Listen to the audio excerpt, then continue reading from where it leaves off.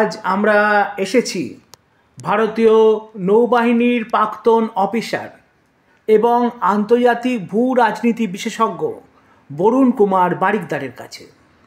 বরুণবাবুর সঙ্গে আমাদের আজকে আলোচনার বিষয় যে ভারতীয় একটা ঘাঁটি আমাদের ইন্ডিয়া একটা ঘাঁটি করছে। সেই ঘাঁটিটা হচ্ছে মরিশাস থেকে কিছুটা দূরে, মরিশাসেরই আন্ডারে থাকা একটা ছোট্ট দ্বীপ আঘালিকা। সেই দ্বীপেতে ভারত সেখানে নৌঘাঁটি থাকছে, বিমান ঘাঁটি থাকছে এবং কাজ চলছে গোপনে, যেটা আল জাজিরার ক্যামেরায় ধরা পড়েছে এবং ওটা নিয়ে প্রতিবেদনও প্রকাশ করেছে। আমেরিকাও শোনা যাচ্ছে এই ব্যাপারটা ওয়াকিবহাল, এবং দিয়াগো গার্সিয়া যেটা আমেরিকার মার্কিন ঘাঁটি আছে সেখান থেকে কিন্তু ভারত যে ঘাঁটিটা করছে মরিশাসে খুব একটা দূরত্ব নেই, কাছাকাছি বলা চলে, জাহাজে কাছাকাছি। তা কি বলবেন? এই যে জিওপলিটিক্স এখন শুনতে পান, জিওপলিটিক্স মানে বুঝতে পারেন জিওপলিটিক্সটা কি? জিওপলিটিক্স হচ্ছে গিয়ে সেই দেশের তার কত বর্গ কিলোমিটার জমি আছে, তার ডিফেন্স কতটা শক্তিশালী, তার ইকোনমি কতটা শক্তিশালী ইত্যাদি দিয়ে বোঝা যায় যে সেটা জিওপলিটিক্স। আগে তো আমরা জিওপলিটিক্স শুনিনি। হ্যাঁ, আগে বাংলায় এতটা আলোচনা একদমই হতো না।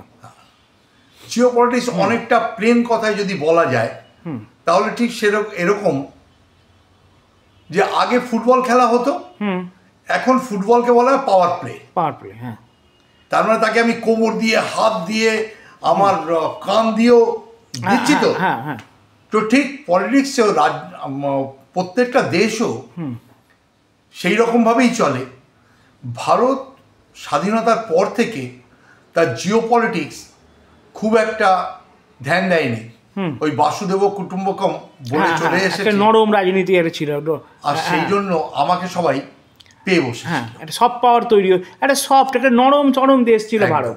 আমার এখন মানে ভারতের বিরুদ্ধে যা খুশি করো, নেহেরু নীতি নিয়ে চলা। অফিসার একটা বই লিখেছিলেন যুদ্ধ কেমন বলে, আমার ঠিক বইটা এখন মনে পড়ছে না, অফিসারের নামও মনে পড়ছে না, কিন্তু উনি লিখেছিলেন যে আমাদের কিন্তু সেনাবাহিনী আজকে থেকে নয়, মানে বহু আগে থেকে, এবং এই যে সেনার প্রচলন বা যুদ্ধের প্রক্রিয়া এগুলো সব রামায়ণ মহাভারত থেকে আসে, এবং এখান থেকেই ব্রিটিশার্স ওটাকে তুলে নিয়েছে।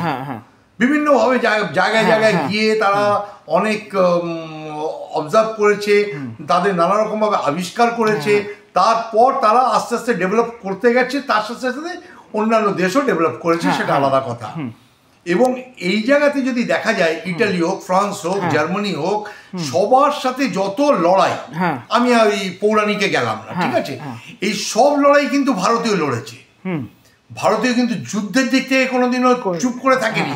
ভারতীয় কিন্তু কন্টিনিউ যুদ্ধ করে যাচ্ছে, কন্টিনিউ যুদ্ধ করছে, এবং তার জন্য আপনাকে পাকিস্তানকেও থ্যাঙ্কস দিতে হবে যে পাশে এরকম প্রতিবেশী দেশ আছে বলে আমরা সবসময় যুদ্ধের মধ্যে আছি, আরেকদিকে চায়না আছে বলে, এই জন্য আমরা কিন্তু যুদ্ধের মধ্যে আছি। মানে দুই ভয়ঙ্কর এবং শত্রু প্রতিবেশীর একদম সঙ্গে আমরা কন্টিনিউ লড়াই করে যাচ্ছি। আজকে আপনি যেটা বললেন এখন মরিশাসের ব্যাপারটা, ঠিক সেরকমই আমাদেরকে এই ভারতে কন্টিনিউ বিভিন্ন জায়গা থেকে, যখন আমাদের প্রথম যুদ্ধটা এর সাথে হলো চায়নার সঙ্গে, 62, তখনও আকসাই চীন নিয়ে নিল। আকসাই চীনটা নিল কেন? যুদ্ধটা হলো কেন? যুদ্ধটা হলো এই জন্য যে ওরা ওখান থেকে ঢুকে তিব্বত দখল করলো 1950-51, ঠিক আছে। দখল করার পরে তিব্বত থেকে ওরা আকসাই চীন পর্যন্ত একটা রাস্তা তৈরি করেছে, এবং এমনভাবে রাস্তাটা তৈরি করলো মানে আমাদের কেউ কিছুই বললো না তখনকার সরকার। কিন্তু আমাদের যারা অফিসিয়াল ছিল, ফরেন পলিসিতে ছিল, ডিফেন্সের অফিসাররা ছিল, তাদের সাথে একটা ঝামেলা লেগে গেল।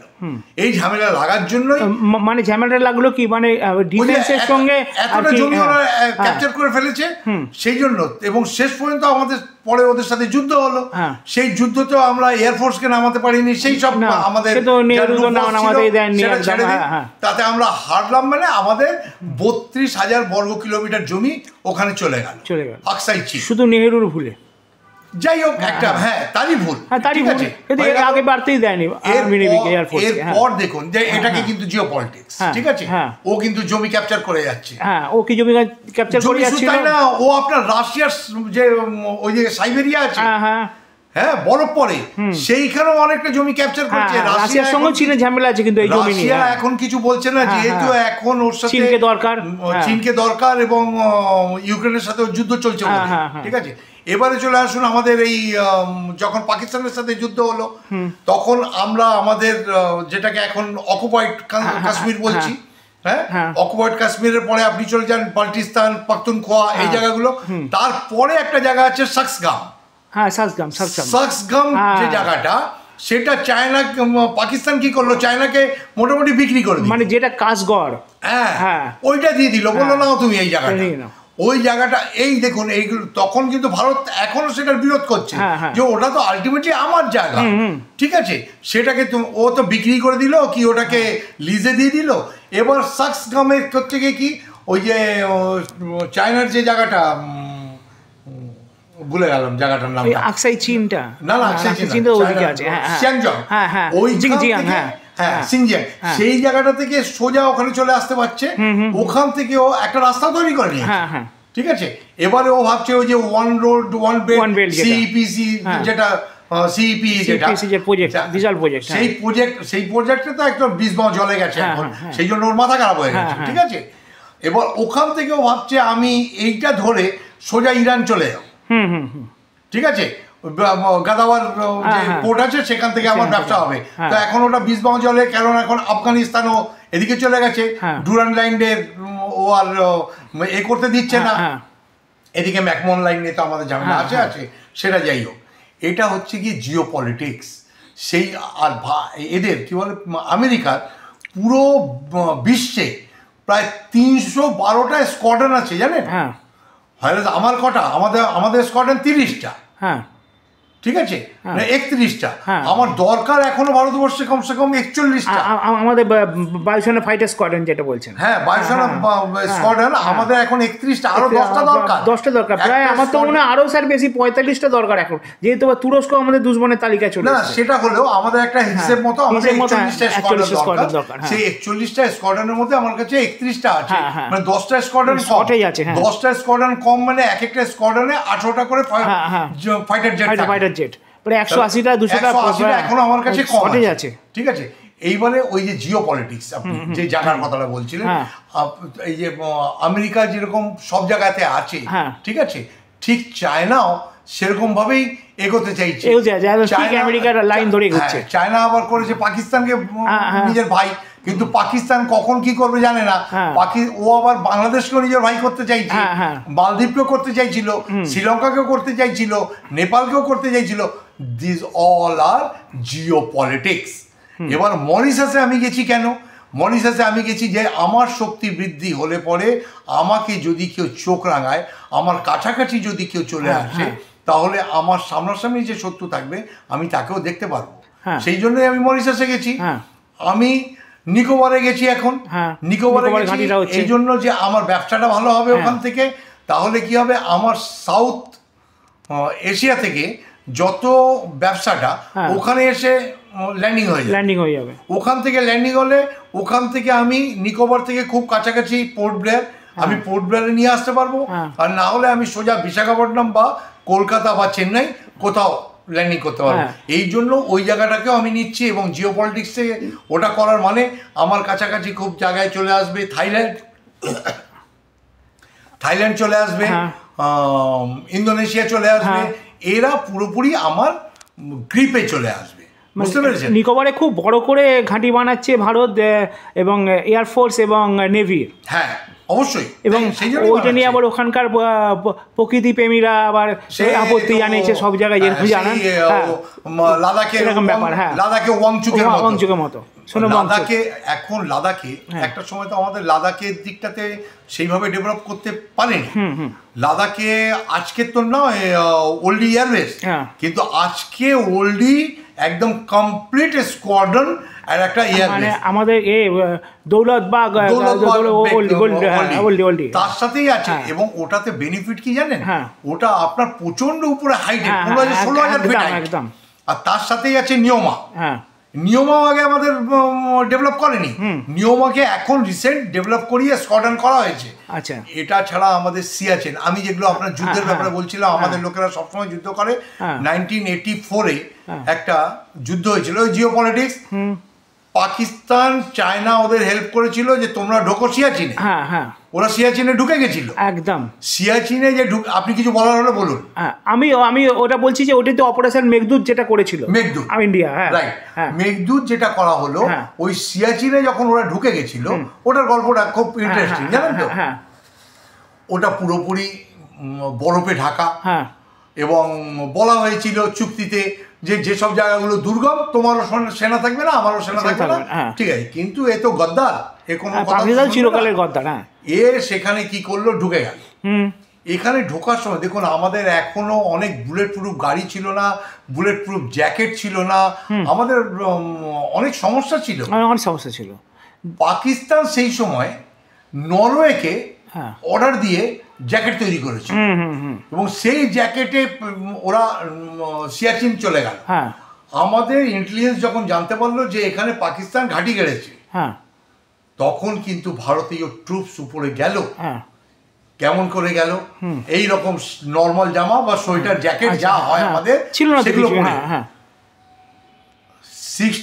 -60 ডিগ্রি টেম্পারেচার, -60 ডিগ্রি টেম্পারেচার যেখানে, সেখানে আপনার নিঃশ্বাসের অসুবিধা হয়, আপনাকে অক্সিজেন সিলিন্ডার নিয়ে ঘুরতে হয়। যারা নর্মালি বেরোয় না বাইরে এমনি মানে সব দেখাশোনা করতে, ঠিক আছে, হাতে গান নিয়ে, তাদের সেই অক্সিজেন গান, অক্সিজেন মাঝে মাঝে অক্সিজেন নিতে হচ্ছে, এবং ওখানে যুদ্ধ ছাড়াই মানুষ এমনি মারা যাচ্ছে, এরকম অবস্থা ওই পজিশনে। যারা সান্ট্রিরা থাকতো, তারা দেখাশোনা পুরো দেখবে সব সময় দূরবীন টুরবিন দিয়ে, ঠিক আছে। এটা ছাড়া থাকার যে জায়গাটা, সেটা করা হয় একটা থার্মাসের মতো, ডাবল ওয়াল, একটা মেটাল দিয়ে ডাবল ওয়াল করলো, এবং তার ভিতরে একটা পোড়া তেল, লুব অয়েল বা কেরোসিন বা কিছু ড্রপ পড়তে থাকে, সেখানে 24 ঘন্টা আগুন জ্বলে, তবেই মানুষের ভিতরে থাকতে পারবে। যাই হোক, এবার আমাদের ট্রুপ যখন ওখানে পৌঁছে খবরাখবর নিয়ে দেখলো যে সিয়াচিনে অলরেডি পাকিস্তান বসে আছে। তো এবারে রাত্রেবেলা যখন এরা নিজেদের ডিউটিতে বসে আছে, কারা? ভারতীয়, তখন দেখছে পাকিস্তান জেনে গেছে যে এরা এখানে নিজের জায়গা করে ফেলেছে, চলো আজকে গিয়ে আমরা উড়িয়ে দেবো। এইটা ভেবে পাকিস্তানি ট্রুপস কি করেছে, এগিয়ে এসছে। এগিয়ে যখন এসেছে, আমার এখনো মনে আছে সেই ছেলেটার নাম কোথাও পড়েছিলাম, যে বাইরে ডিউটিতে ছিল, তার নাম ছিল চঞ্চল পান্ডে। চঞ্চল পান্ডেকে ওরা গুলি করে। চঞ্চল পান্ডে এ পাশ থেকে ধর করে গুলি চালায়, গুলি চালিয়েছে। চঞ্চল পান্ডে ওখানে স্পট ডেথ হয়। কিন্তু এই গুলির আওয়াজে আমাদের যারা ভেতরে ছিল তারা সঙ্গে সঙ্গে বেরিয়ে আসে এবং পুরো ট্রুপসটাকে উড়িয়ে দেয়। এটাই হচ্ছে পুরোপুরি মেঘদূত, অপারেশনাল মেঘদূত। এবারে অপারেশনাল মেঘদূতে তখনকার দিনে কি হতো বলুন তো, ওই ফোন একটা এরকম ঘুরিয়ে করতো না, এরকম কথা আসতো, আর আমাদের আর ওদের ভাষা তো একই রকম। তো এত গোলাগুলি চলেছে, খবর টবর গেছে, ওখান থেকে হয়তো জিজ্ঞাসা করেছে, ও ভাই ক্যা হাল হ্যায়, সব ঠিক হ্যায়, এখান থেকে ঠিক একই ল্যাঙ্গুয়েজে বলেছে, সব ঠিক হ্যায়, क्या किया, उड़ा दिया, हाँ सभी इंडियन को उड़ा दिया, खत्म कर दिया, तो क्या कल राशन पहुंचा दे, हाँ राशन भी पहुंचाओ, कुछ জ্যাকেট भी पहुंचाओ भाई। এবারে আমাদের সৈন্যরা ওদের সেই জ্যাকেট পরে নিয়েছিল, যাদের মেরেছিল।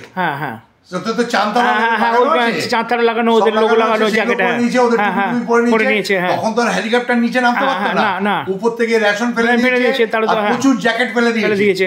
সেই জ্যাকেট আমাদের ভারতীয়রা পড়েছে প্রথমবার ওখান থেকে, ঠিক আছে। কি বুঝলেন? তখন তো সিয়াচেনে হেলিকপ্টার নামতো না, এখন তো আমাদের না, এখন আমাদের কমব্যাট হেলিকপ্টার যেগুলো করেছে, হালকা, ধ্রুব, রুদ্র, এগুলো এখন ওখানে যাচ্ছে। তারপর থেকে সিয়াচেনে আমাদের জায়গা হয়ে গেছে। তারপরে নিয়মাকেও এখন বাড়ানো হলো। তো এই জিওপলিটিক্স, এইভাবেই জিওপলিটিক্স চলতে থাকে। আপনি রাশিয়া আর ইউক্রেন ন্যাটোর সাথে যাবে বললো, রাশিয়া চাইছিল না, রাশিয়া বলছে তুমি আমার আশেপাশে আছো, তুমি আমার সাথেই থাকো, অসুবিধা কি আছে, তুমি তো আগে আমার সাথেই ছিলে, আমার দেশই ছিলে। সেই জন্য রাশিয়া কি করলো এখন? রাশিয়া এতদিন হয়ে গেল, রাশিয়া যুদ্ধ থামিয়েছে না, চলেই যাচ্ছে। রাশিয়ার অস্ত্র শস্ত্র কোনো কমি হচ্ছে না।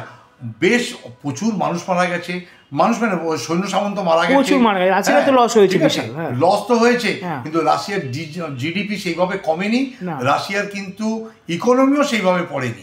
ঠিক আছে, এতগুলো ন্যাটোতে 31টা দেশ মিলে ফাইট করছে, তাও কিন্তু পেরে উঠছে না। কিন্তু রাশিয়ার নিজের জায়গায় মোটামুটি সাকসেস হয়ে গেছে। কিরকম সাকসেস হয়েছে? ক্রিমিয়াকে নিয়ে নিয়েছে, ডনবাসকে নিয়ে নিয়েছে, ডোনেস্ককে নিয়ে নিয়েছে। এই জায়গাগুলোতে ও একটা করে প্রাইম মিনিস্টার বা প্রেসিডেন্ট করে দেবে। এবার এরা বলবে, যখন সবকিছু শেষ হয়ে যাবে, তারা বলবে যে আমরা এবার রাশিয়ার সাথে জুড়ে দিতে চাই, আমরা সামলাতে পারছি না। এটাই হচ্ছে জিও পলিটিক্স, এইটাই হচ্ছে জিও পলিটিক্স। জিও পলিটিক্সের কারণ বা মানেটা হচ্ছে এটাই, আপনাকে আপনার জায়গা বাড়াতে হবে, আপনাকে আপনার শক্তি দেখাতে হবে। আপনি যদি শক্তিশালী না হন, তাহলে কিন্তু আপনাকে অ্যাটাক করবে। আমরা স্বপ্ন দেখি যে একদিন পিওকে আমাদের হবে, ভারতের আন্ডারে চলে আসবে, বালুচিস্তান স্বাধীন হবে, এবং মোটামুটি ভারতের একটা বন্ধু রাষ্ট্র হবে বালুচিস্তান। এবং আমরা পরবর্তীকালে হয়তো স্যার এরকম সিচুয়েশান হবে যে রংপুর আর চট্টগ্রাম হয়তো ভারতকে নিতে হবে, সেরকম পরিস্থিতি হয়তো কোনো দিন আসবে। দেখা যাক, সেদিকে নজর থাকবে আমাদের স্যার। আর আপনি তো আছেন আমাদের সঙ্গে, আপনার এই যে বিশেষ করে সময় দেয়া আমাদেরকে, এবং আপনার এই যে সুচিন্তিত বহু অভিজ্ঞতা সম্পন্ন মতামত আমাদেরকে এবং আমাদের দর্শকদের সমৃদ্ধ করবে অবশ্যই। তা স্যার, আজকের মতো এই পর্যন্তই থাক, এবং পরবর্তী সময়ে আসবো। আমাদের অনেক দর্শকরা ফোন করছেন এবং জানাচ্ছেন যে বরুণবাবুর যে যুদ্ধ অভিজ্ঞতা এবং যে দীর্ঘ দিনের যে ভারতীয় নৌবাহিনীতে কাজকর্ম, সেগুলো একটু যদি দর্শকদের সামনে তুলে ধরেন অবশ্যই পরবর্তীকালে। হ্যাঁ, ঠিক আছে। তো আজকের মতো স্যার নমস্কার, আমরা আজকের মতো বিদায় নিচ্ছি। অনেক ধন্যবাদ স্যার।